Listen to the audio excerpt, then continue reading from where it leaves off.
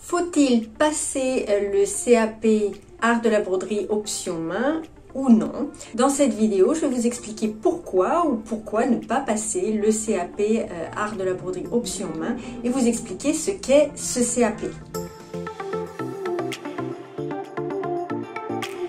Bonjour à toutes et à tous, je suis Marie-Hélène Héral, artiste brodeuse, créatrice de la marque Studio Héral et de son école de broderie d'art du même nom. Si vous voulez suivre mes vidéos, il suffit de vous abonner, c'est ici juste en dessous, et de cliquer sur la petite cloche pour activer les notifications des vidéos à venir. Alors aujourd'hui, je voudrais qu'on parle du CAP. Alors le CAP, qu'est-ce que c'est? C'est le certificat d'aptitude professionnelle. C'est le premier diplôme que l'on peut obtenir en France et si vous voulez devenir brodeur d'art, il faut en fait passer ce CAP. Mais j'aimerais d'abord qu'on voit pourquoi éventuellement le passer ou ne pas le passer selon l'objectif professionnel que vous avez. Donc comme je vous disais, le CAP c'est le premier niveau en broderie d'art. Alors on va d'abord voir les raisons peut-être pour lesquelles ne pas passer ce CAP.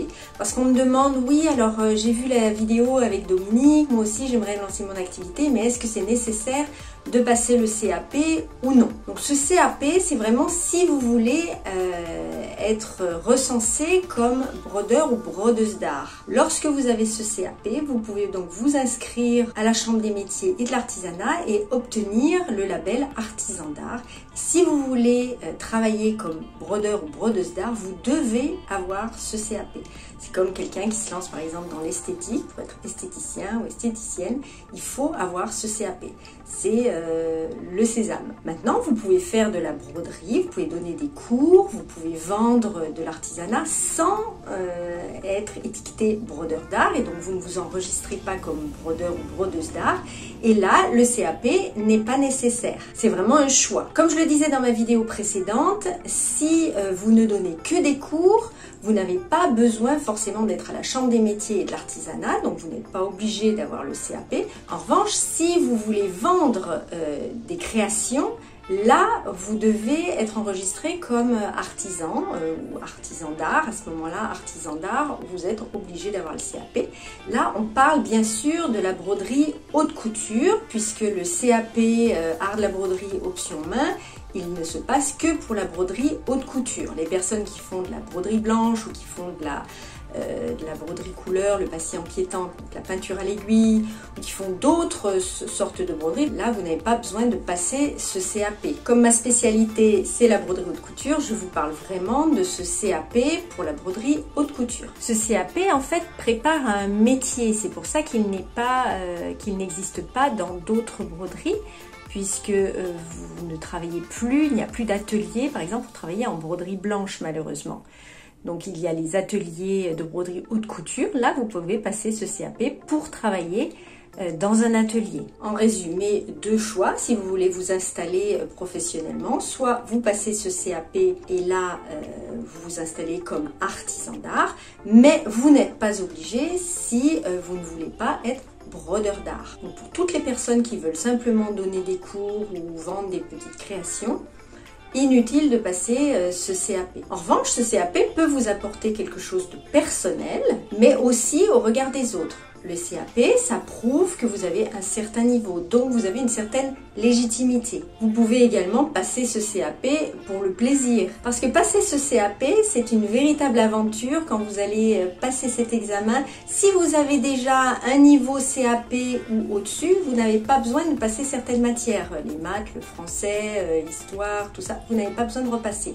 Vous allez uniquement passer les matières dites professionnelles. Et là, ne croyez pas que ce soit très compliqué. Si vous savez broder, que vous vous formez également à l'histoire des arts un minimum, que vous vous formiez à la technologie des tissus, au dessin appliqué à la broderie, et ne croyez pas non plus que ne sachant pas dessiner, vous n'allez pas obtenir ce CAP, c'est faux.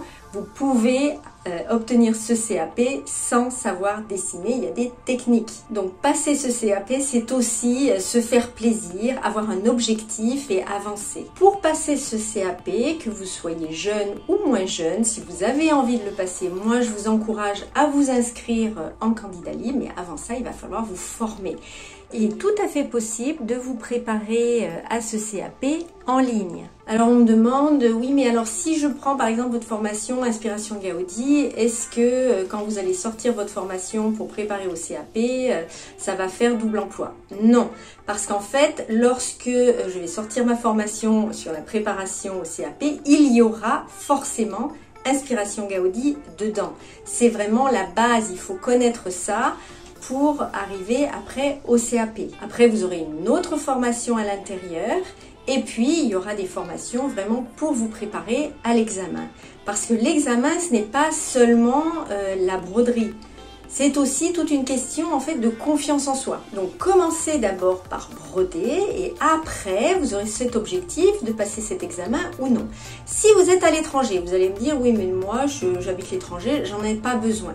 Alors il faut savoir que la broderie haute couture c'est quand même un savoir-faire français. Si vous obtenez un certificat, un diplôme français par rapport à cette broderie, vous aurez plus de légitimité. Alors bien sûr, il faut savoir parler français. Mais si vous regardez mes vidéos, c'est que vous parlez français, je pense. Donc quand vous aurez votre petit label artisan d'art, forcément, ça donnera confiance aux personnes qui vous suivent et qui veulent acheter votre produit. En conclusion, faut-il passer le CAP ou non? Eh bien, comme d'habitude, ça dépend de votre objectif.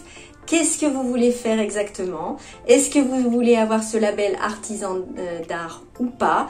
Et puis même si vous ne voulez pas l'avoir, peut-être que personnellement, ça vous plairait de passer cet examen parce que ce sont 3 jours merveilleux. Vous allez rencontrer d'autres personnes qui passent également cet examen en candidat libre. Et pour ma part, je peux vous dire que ça a été une très très belle aventure. J'espère avoir répondu à vos questions concernant le CAP. Donc non, ce n'est pas obligatoire, sauf si vous voulez avoir ce label brodeur d'art, si vous voulez être enregistré et immatriculé à la Chambre des métiers et de l'artisanat comme brodeur d'art, là, oui, il va vous falloir ce CAP. Donc pour toutes les personnes qui aimeraient plus tard tenter l'aventure, dans un premier temps, eh bien moi je vous encourage à apprendre d'abord à broder au crochet de Lunéville. Vous avez le descriptif de mes formations juste en dessous. Vous pouvez également réserver un appel avec moi. Nous verrons ensemble votre projet personnellement et je pourrai vous guider dans ce qui vous convient le mieux. Cet appel est entièrement gratuit et on fera vraiment le point ensemble sur ce dont vous avez besoin. Si vous avez aimé cette vidéo, n'oubliez pas de mettre un petit pouce vers le haut. En attendant, vous pouvez toujours télécharger mon e-book, il est gratuit, vous trouverez le lien dans le descriptif juste en dessous.